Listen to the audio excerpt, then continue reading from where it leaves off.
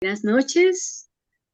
Damos continuidad a la conmemoración del 30 aniversario de inicio de gestiones de la Cámara Colombiana de Comercio, Industria y Turismo en España.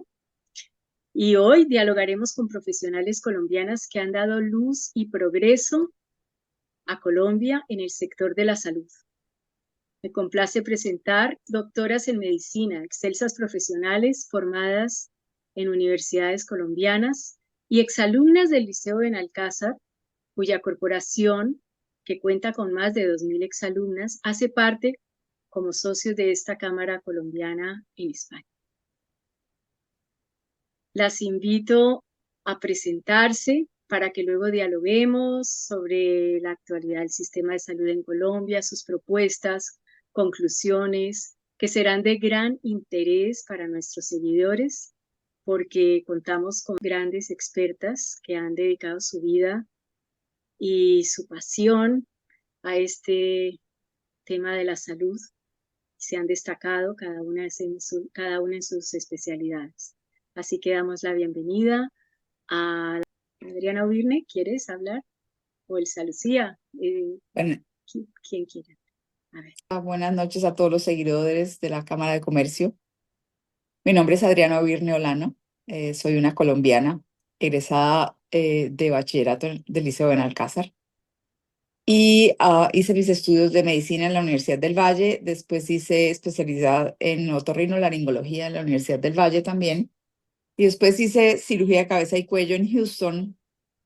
Y muy posteriormente hice otra vez cirugía de cabeza y cuello online, Global Online con el Nueva York, con el Memorial de Nueva York.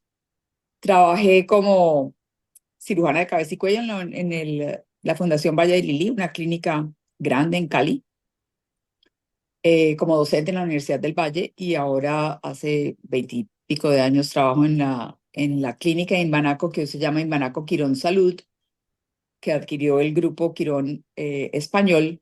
Antes era una clínica privada colombiana, y trabajo también como docente en la Universidad Javeriana en posgrado, en los estudiantes que están haciendo cirugía oncológica. Como dijo Esperanza, ya en este momento estoy ya más tranquila en mi trabajo. Próxima, si quisiera a retirarme, no sé cuándo vaya a ser. Y bueno, tengo una experiencia grande. Me ha tocado vivir la iniciación de la Ley 100 y la transformación desafortunada del sistema de salud últimamente en Colombia. Sí. ¿Quieres complementar algo más con toda tu experiencia? No, ¿No? Está bien. Muy yo creo que es excelente. suficiente. Vamos a dar entonces ahora la palabra a Elsa Lucía Tejada, otra doctora en medicina de Colombia. Buenas noches, ¿cómo están? Buenas noches, Giovanna, y gracias por tu invitación. Yo soy médica egresada de la Universidad del Valle en 1982 y luego ingresé a la especialidad de medicina familiar. Soy de los primeros médicos familiares que se formaron en Colombia. Fuimos 16 los pioneros.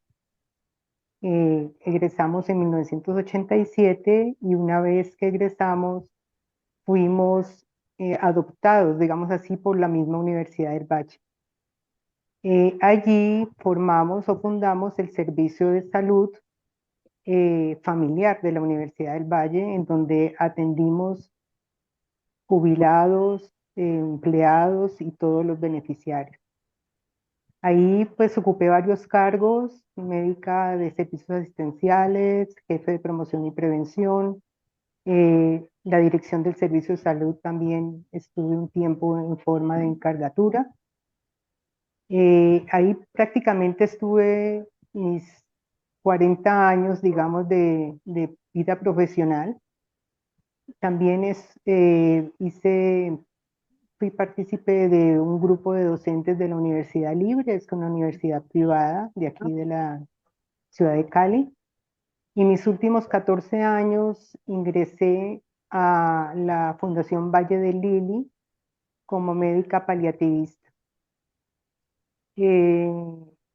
Hace un año renuncié a esta clínica y también en este momento pues estoy en un periodo más tranquilo de mi vida. También estuve como docente de la Universidad ICESI de esta misma clínica. Esa ha sido como mi vida laboral, digamos. Bueno, excelentes currículums y espero que a través de las conversaciones que ellas pues puedan tener entre ellas, podamos dilucidar cuáles son las mejores propuestas para esta actualidad que vive el sistema de salud en Colombia y con todo el aporte que ellas ya hicieron, porque desde acá hemos sido testigos de toda su absoluta dedicación, todas las horas del día, de fines de semana, donde las llamaran, allí estaban para atender todo lo que hizo falta para que el sistema de salud de Colombia hubiera progresado tanto como lo hizo entre los años 80, cuando ellas empezaron a trabajar como médicas, hasta casi nuestros días. Así que estamos en manos de ellas ahora para dilucidar qué es lo que ha pasado, está pasando y puede pasar en beneficio del sistema de salud en Colombia. Adelante. Bueno, en 1993, cuando nos graduamos como médicas, el sistema de salud en Colombia no era un sistema, digamos, maduro, era un sistema comenzando, había mucha carencia. Colombia tiene ciudades o pueblos apartados, nuestra geografía la hace difícil en el acceso a muchas zonas, por la parte de las montañas, hay zonas muy alejadas, falta de comunicación vial, que hacía que la gente tuviera muy poca probabilidad de acceso a la salud en los años 80 y obviamente anteriores.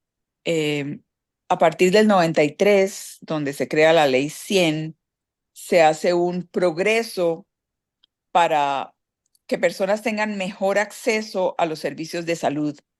Y pudimos ver en esa época y hasta hace muy poquito tiempo, cada vez madurando más, cómo podíamos atender pacientes de muy lejanas poblaciones en los centros grandes urbanos de Colombia, que básicamente eran pues Bogotá, Medellín, Cali, posteriormente Bucaramanga, Cúcuta, bueno, otras ciudades más grandes. Y la gente podía tener acceso a la salud y veíamos esa satisfacción no solo en el paciente, sino en el médico que podía atenderlos. Digamos que el progreso, Colombia siempre se ha caracterizado, y algunas de sus ciudades, por tener muy buenos médicos, no solo formados en Colombia, sino con especialidades en otras partes del mundo entero. Y nuestra salud en general, nuestro sistema de salud era muy bueno. Desafortunadamente, en este momento ha habido un revolcón con el gobierno actual. Han querido transformar el sistema de salud, pero no reconociendo lo que teníamos bueno, sino tratando de transformarlo a su manera. Y creo que en los últimos 2 años hemos decaído mucho. Realmente hoy se siente la insatisfacción del paciente, el sufrimiento por la falta de oportunidad en la atención, por la falta de oportunidad en accesos a los centros de atención, a los medicamentos, etcétera. Y después de 40 años de trabajo, hoy me siento un poquito decepcionada por el sistema de salud que tenemos. Elsa Lucía.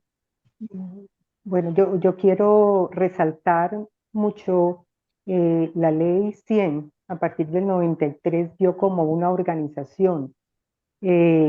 Quisiera como comentar a las personas que nos van a escuchar, la Ley 100 dio una organización porque hizo una distribución de la población, en una distribución de quiénes podían y quiénes no podían aportar. Entonces se dividió, digamos así, la población en un grupo contributivo, que eran los que podían aportar, en un grupo subsidiado, los que no podían aportar, y unos regímenes especiales, que son los regímenes, por ejemplo, de las universidades. Entonces, eso fue muy importante porque todos aportábamos, sobre todo el grupo de contribuyentes, al grupo de subsidiados, y esto fue, digamos, una base para ayudar a toda esta población que no podía aportar a su salud.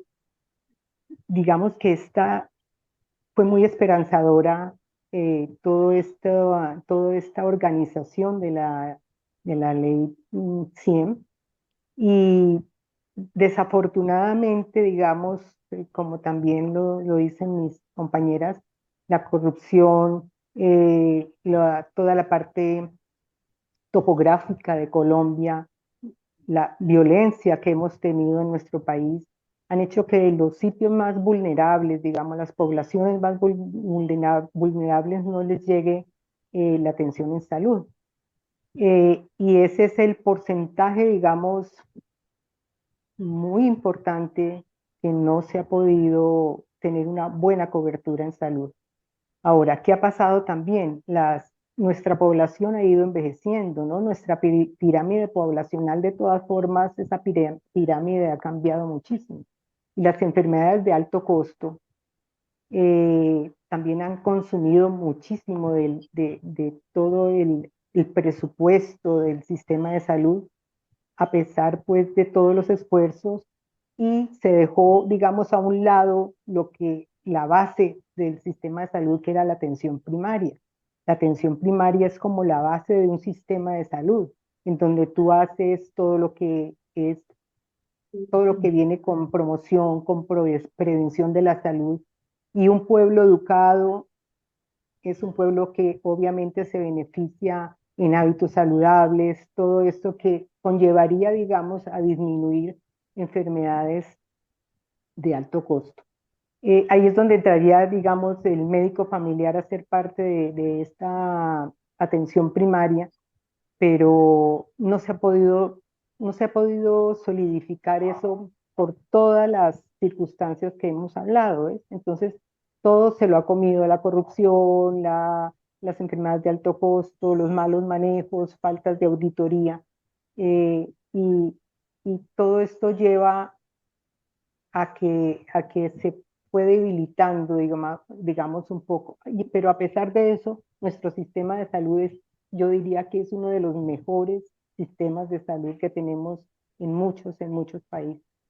Y ahora vienen estos cambios, que yo diría que en vez de reforzar y mejorar lo que tenemos, vienen a hacer un vuelco totalmente grande de todo lo que se haya trabajado, y es donde estamos sintiendo pues estos cambios tan dramáticos en el sistema de salud, que es como volver a empezar, y no le vemos como un norte que nos lleve a algo positivo y bueno para la población de Colombia. Sí. ¿Quieren comentar algo más sobre este tema que estábamos hablando? ¿Quién quiere añadir algo más? Desde el punto de vista romántico, por decirlo así, la nueva reforma de la salud que plantea el doctor Petro pretende prevenir o mejorar, por decirlo así, no tanto prevenir, pero mejorar y enfocar la prevención, la detección de las enfermedades en la parte inicial, digamos. Pero si él pretende que los médicos lleguemos a los sitios más apartados del país, y eso debería ser así. Pero ¿de qué sirve un médico si no hay, área, por decirlo, si no hay alcantarillado, si no hay luz, si no hay agua? ¿De qué sirve un médico para prevenir enfermedades? De nada, de absolutamente nada. O sea, hay que primero saber cómo es que empiezan, cómo es que se mejoran las condiciones de salud de un país. Además de la educación, obviamente, porque el paciente, la persona educada sabe cómo cuidarse, más que la que no está educado. También desde el punto de vista gubernamental, la atención sanitaria, la atención en infraestructura de vial, favorece la mejora en la salud. No es el médico, no es el médico necesariamente el que va a mejorar la salud. Es toda una infraestructura, toda una cosa multifactorial que tiene que empezar o simultáneamente o etapa por etapa, pero no pretender que un médico especialista se vaya a atender a un pueblo en el apartado del país que no tiene luz, que no tiene agua. No hay razón, eso no es lógico. Entonces, uno no puede pensar románticamente, uno tiene que pensar coherentemente. Creo que la forma en la que se deben mejorar las condiciones de salud no empiezan por el médico, empiezan por abajo. Y allí es donde hay que fortalecer al país.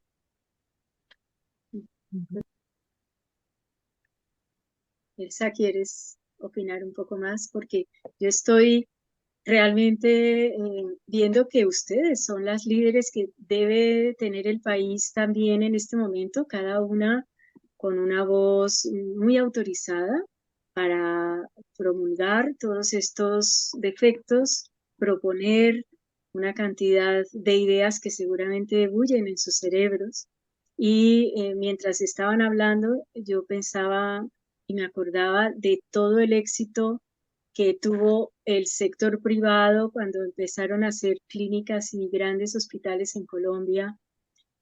¿Cómo es que se desprecia ese logro del sector privado y cómo se pretende ahora eh, coger al sector público a competir de manera irreverente con el sector privado cuando todavía falta mucho, como decía Adriana, por hacer desde la base social y sobre todo, eh, por ejemplo, me planteaba el tema de las migraciones. ¿Cuántos migrantes extranjeros ha recibido Colombia? Pobres, porque aquí en España recibimos a todos los ricos todos los días de muchos países del mundo, pero allá están llegando a Colombia, por ejemplo, todos los pobres de los países vecinos, caribeños, de Venezuela, y Colombia con alta generosidad, y supongo que el gremio de ustedes es el que los está atendiendo en cuestiones de urgencias, por ejemplo, y en otros temas que ustedes ya habían desarrollado para tener pues un permanente flujo, ¿no?, de atenciones médicas a todos los casos que surgieran.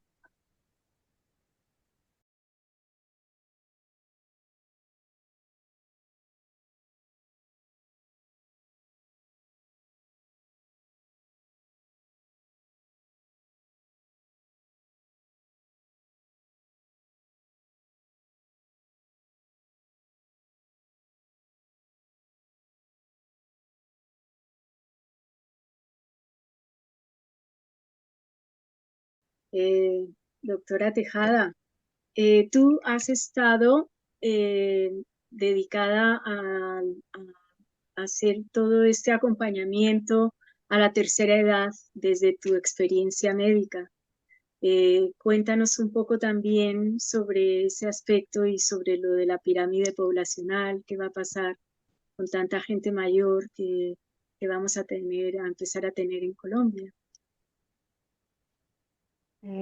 Sí, digamos que este es un problema muy delicado porque pues comprenderán que obviamente las enfermedades de alto costo se están incrementando y eso es lo que más consume en todo un sistema de salud.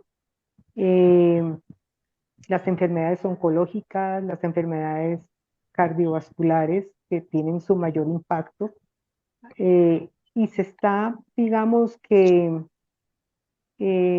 agotando mucho costo de nuestro sistema de salud en enfermedades terminales que cuando ya no tienen, que ya son irreversibles, pero sigue todavía algunos especialistas ofreciendo tratamientos y tratamientos que aún sabiendo que estas enfermedades ya no tienen, que estos tratamientos ya no tienen ningún impacto sobre la enfermedad, digamos, como tal, siguen ofreciendo tratamientos de muy alto costo.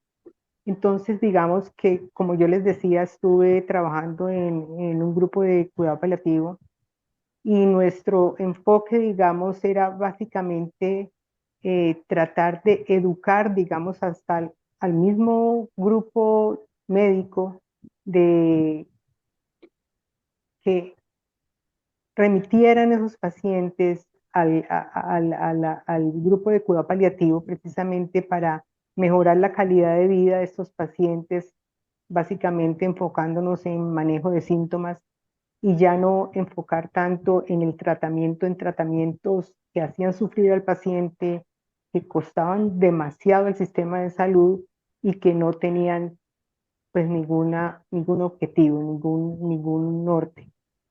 Eso es otra, digamos, es otro enfoque que también hay que mirarlo, porque las enfermedades de alto costo están consumiendo muchísimo dinero y con ese dinero podríamos de pronto derivarlo a otros grupos poblacionales que necesitan y que se pueden hacer mucho por ellos. Entonces, lo que tú dices, Giovanna, de la población nuestra que ha ido envejeciendo y que contrae todo este tipo de enfermedades, también hay que tener mucha educación dentro del grupo médico y ese es un trabajo que ha venido evolucionando y que poco a poco creo que se ha ido sintiendo ese cambio. Lo hablo en forma particular en donde estuve en la clínica, ya hay una conciencia mucho más abierta del cambio que hay que tener, de la visión que hay que tener respecto a estas enfermedades y ofrecer otro tipo de manejos a esos pacientes que van a mitigar más el sufrimiento en vez de ofrecer una esperanza en donde no la hay. Y por ende se disminuyen mucho los costos, digamos, de estos tratamientos encarnizados, por decir así, de algunos especialistas. Esto ya, digamos, es como en la parte médica, que es lo que tal vez podríamos nosotros trabajar más, porque en la parte política, digamos, todo esto que hemos hablado, pues es que ya prácticamente se nos sale de las manos, ¿no? Muchas veces. Lo que decía Esperanza, sí, es que no vemos como un líder desde el punto de vista del grupo médico que uno vea pues que hay alguien que nos pueda como sacar adelante en esto, pero sí digamos dentro de nuestros grupos de trabajo, nuestros grupos en clínicas, en hospitales, en nuestro equipo de salud, sí podemos ir concientizando a nuestros mismos profesionales en algunos aspectos que yo pienso que el médico en muchas oportunidades pues tiende a encarnizarse un poco en algunos pacientes y eso también está consumiendo muchísimo dinero. Pues eso diría yo desde mi visión como médica familiar y con esa linda experiencia que tuve en los últimos 14 años de estar aportando, digamos, en este grupo de pacientes con enfermedades terminales, ¿no?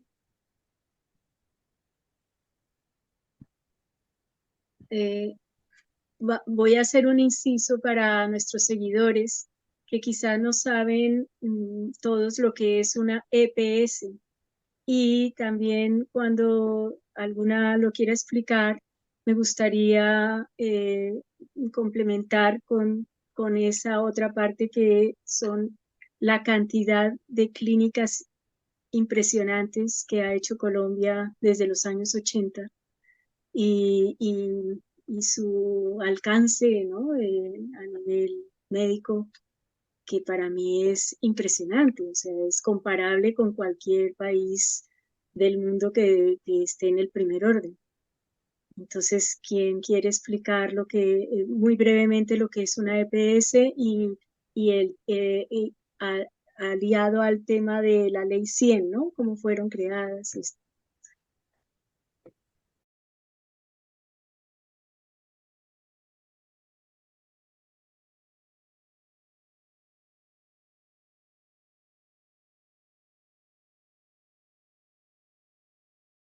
Las EPS, su función básica es organizar y garantizar la prestación del plano obligatorio de salud y se encarga también del recaudo de las cotizaciones.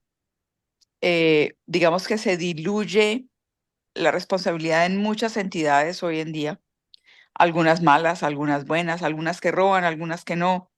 Eh, yo quisiera pensar que la mayoría son buenas porque garantizan la prestación del servicio a sus usuarios a través de las IPS que contratan. Y lo que el gobierno pretende ahora es desaparecer esas EPS y unificarlas en una sola que la maneja el gobierno, que la maneja el gobierno, que la maneja el gobierno. Es eh, digamos, volver al pasado, como lo decías, volver a lo que ya sabemos que fomenta la posibilidad de robar más. Es una única entidad, en vez de diluir en varias entidades, que algunas van a ser, que algunas son públicas, que la mayoría son privadas, que de alguna manera tienen un mejor control, eh, desaparecer esto y fusionarlas todas en una sola, manejadas por el gobierno, que sabemos que es un mal administrador. Yo no estoy de acuerdo y históricamente hemos visto que no funciona. Entonces, ¿por qué volver a lo que ya sabemos que no funcionó? Me parece un error. Sí. Es volver al seguro social.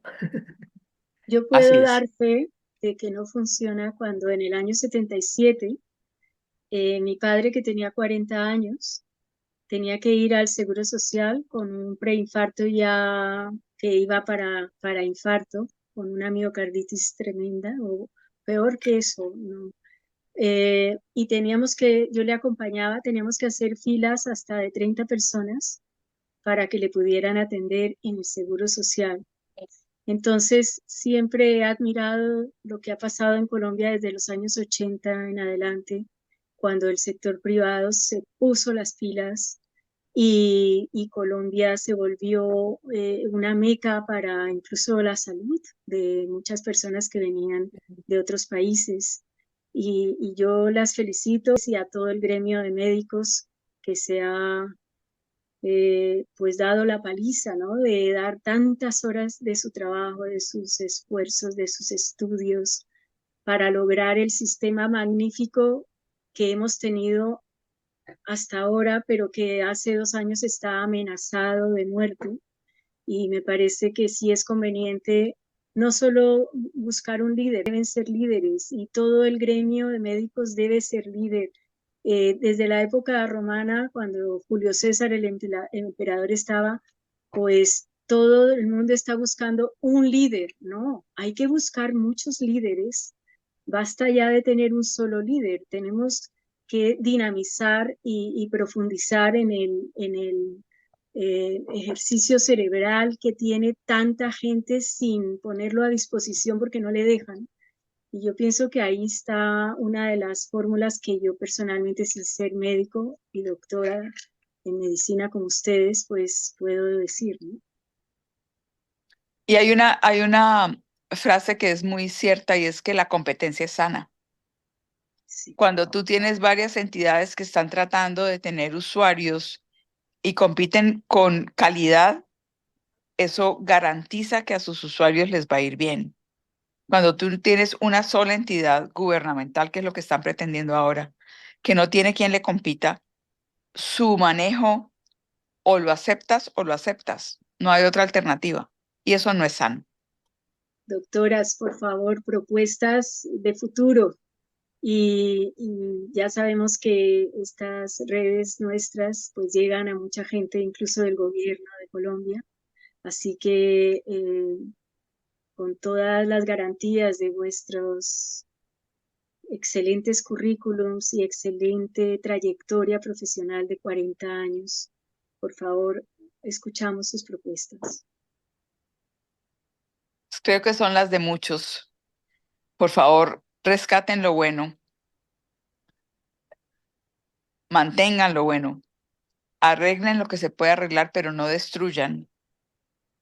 No piensen en los dirigentes, piensen en los pacientes, piensen en el doliente, piensen que si fueran ustedes y les tocara eh, transitar un camino álgido para que los atiendan, suplicar por una atención, eso no es humano.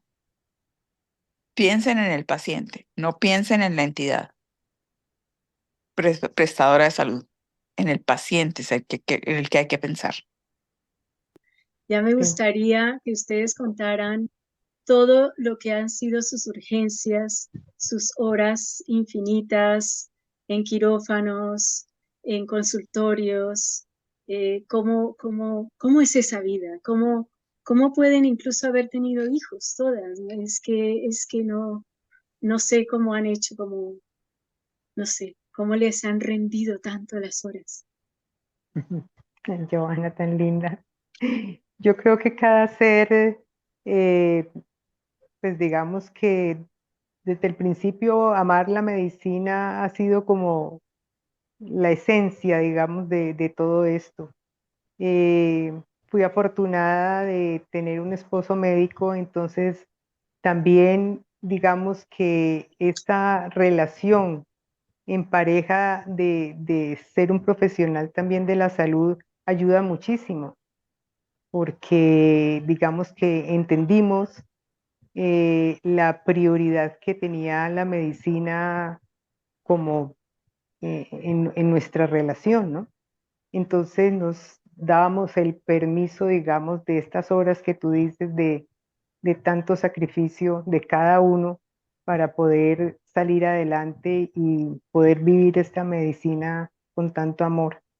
Eh, Obviamente el tener hijos fue algo hermoso, de mucho sacrificio, pero también, pues, para mi fortuna tuve ayuda de mi familia extensa, de mis padres, entonces eso también, pues, fue un apoyo muy importante. Las horas, los momentos tan, yo no diría que difíciles, pero sí de sacrificar mucho tiempo de la familia, sí. Hubo mucho tiempo de sacrificar tiempo de la familia, pero, pero ha sido algo tan enriquecedor para mí como persona, como profesional, eh, que te digo que he crecido muchísimo, sobre todo en los últimos años en que tuve la oportunidad de vivir el sufrimiento. Yo creo que eso ha sido para mí un crecimiento espiritual muy grande. Valió la pena estudiar medicina por haber sido partícipe de este grupo de cuidado paliativo. Te digo que para mí fue algo muy enriquecedor como persona y, uf, mejor dicho, mi vida cambió totalmente desde que empecé a trabajar en este sector de cuidado paliativo.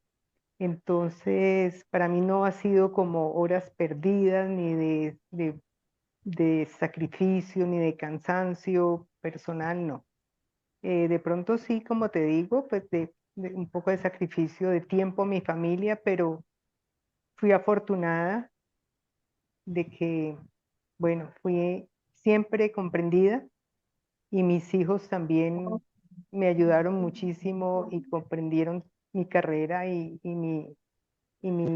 toda mi parte pues profesional, entonces pues ha sido muy hermoso. Ujú. Felicitaciones. Sí. Doctora Obirne, ¿y tú? Bueno, yo no me puedo quejar. Eh, Empecé muy joven, me casé muy joven, tuve hijos muy chiquita, pero tan no mal lo hice que tengo hija médica e hijo ingeniero biomédico. O sea, creo que el ejemplo no fue frustrante para ellos, sino al contrario, enriquecedor.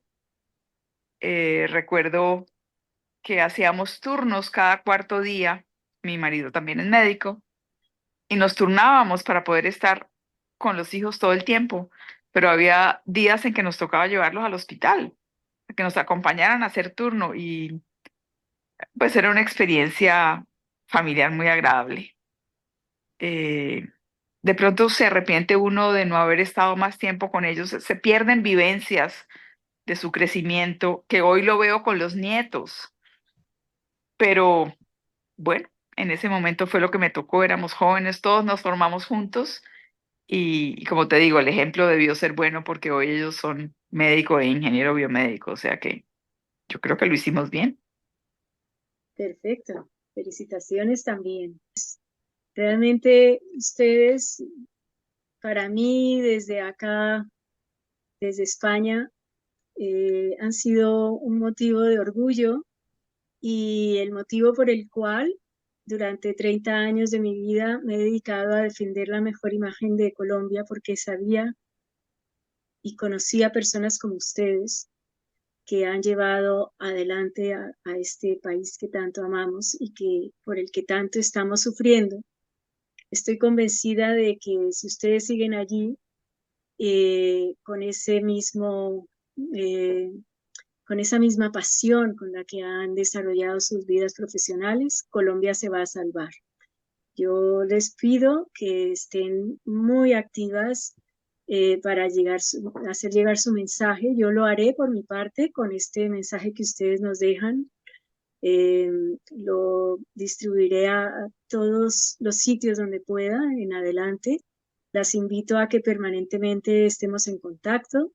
Ustedes son además exalumnas del Liceo Benalcázar, cuya corporación es socia de esta Cámara desde hace ya bastantes años.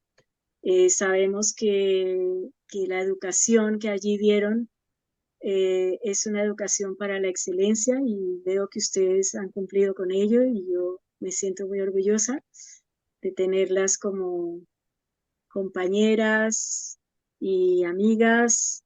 Y bueno, pues en este momento solo puedo decirles que las puertas están abiertas para siempre. Gracias, Joana. Un Gracias, abrazo. Giovanna.